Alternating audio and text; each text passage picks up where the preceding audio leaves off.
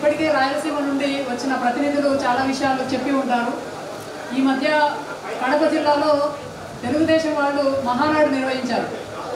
ఇక్కడ మహానాడు నిర్వహించడం కడప జిల్లా ప్రజల అదృష్టం, రాయలసీమ ప్రజల అదృష్టం అని కూడా అన్నాడు. మామూలుగా మన ఊర్లలో ఒక సామెత ఉంటుంది, ఈ ఇంట్లో భోంచేసి ఆ ఇంట్లో చేతులు కడగడం అని. అట్లా ఆయన అన్ని చోట్ల భోంచేసి అమరావతిలో చేతులు అడుగుతున్నాడు. అది మనకు అర్థమవుతూనే ఉంది. కడప జిల్లాకు వచ్చిన తర్వాత మహానాడు సందర్భంగా కడప జిల్లా ప్రజా సంఘాలు, కడప జిల్లా ప్రజలు కొన్ని డిమాండ్లు పెట్టారు. మహానాడు సందర్భంగా తెలుగుదేశం ప్రభుత్వం ముందర ఒకటి, తెగిన అన్నమయ్య ప్రాజెక్టు ఇప్పటి వరకు పట్టించుకున్న వాళ్ళు లేరు. కడప జిల్లా ఉక్కు ఫ్యాక్టరీకి 4 సార్లు శంకుస్థాపన చేశారు. జగన్మోహన్ రెడ్డితో 2 సార్లు శంకుస్థాపన చేశాడు. రాజశేఖర రెడ్డి ఒకసారి శంకుస్థాపన చేస్తే చంద్రబాబు నాయుడు కూడా ఒకసారి శంకుస్థాపన చేశాడు. రాజోలి ఆనకట్ట ప్రస్తావన చాలామంది చేస్తున్నారు, కానీ రాజోలి ఎవరు పట్టించుకోవడం లేదు. గండికోట ప్రాజెక్టు 21 టీఎంసీలు నిలబెట్టినా కూడా పంట కాలువలు లేకపోవడం వల్ల అక్కడ పంట పొలాలకి నీళ్లు పారడం లేదు. తెలుగుగంగ కాలువలు అన్నీ ఇన్కంప్లీట్గా ఉన్నాయి. ఇన్ని సమస్యలు కడప జిల్లా రైతుల ముందు, కడప జిల్లా ప్రజల ముందు ఇన్ని సమస్యలు ఉంటే మేము మహానాడు జరుపుతున్నాము, మేము పండుగ చేసుకుంటున్నాము, మీరందరూ సెలబ్రేట్ చేసుకోండి అని చంద్రబాబు నాయుడు వచ్చి అక్కడ మాట్లాడాడు. ఆయన చెప్పింది ఒకే ఒకటి, ఆయన హైవేలు వేస్తానంటాడు, ఇండస్ట్రియల్ కారిడార్లు పెడతానంటాడు. 4 సార్లు శంకుస్థాపన చేసిన కడప ఉక్కు ఫ్యాక్టరీ 5వ సారి శంకుస్థాపన చేయను, ఫస్ట్ ఫేజ్లో నిధులు విడుదల చేస్తానని మాత్రమే చెప్పాడు. ఎక్కడే కానీ సిద్ధేశ్వరం అలుగు ప్రస్తావన లేదు.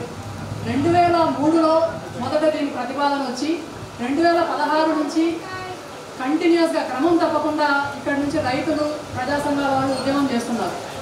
9 సంవత్సరాలు అయింది. ఒక్కొక్కళ్ళు ఒక లిఫ్ట్ ఇరిగేషన్ అంటారు, ఇంకొకటి అంటారు. పట్టిసీమ కట్టి సస్యశ్యామలం చేస్తానని ఇదే చంద్రబాబు నాయుడు అన్నాడు. పట్టిసీమ కట్టేశాడు, కానీ నీళ్లు లేవు. ఇప్పుడు మళ్ళీ గోదావరి బనకచెర్ల అని ఇంకొక కొత్త పాట తీసుకున్నాడు.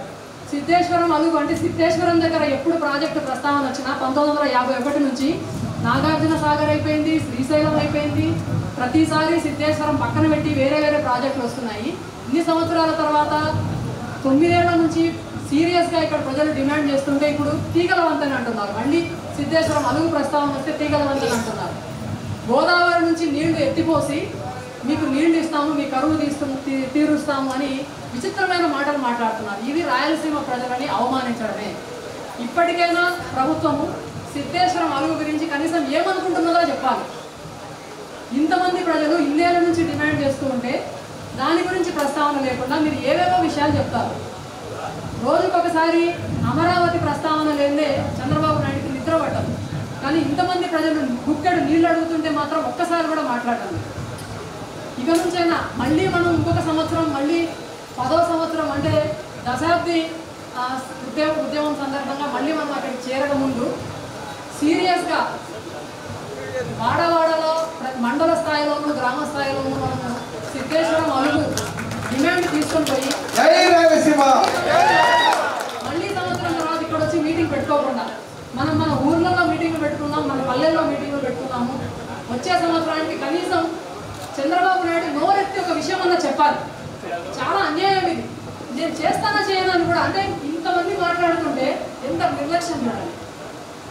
ఈ రాయలసీమ ప్రజల పక్షాన, ప్రజా సంఘాల పక్షాన, రైతుల పక్షాన సిద్ధేశ్వరం గురించి కనీసం మీరు ఏమనుకుంటున్నారో చెప్పండి.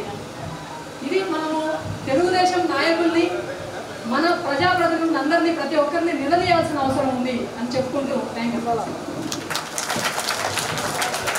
యూ.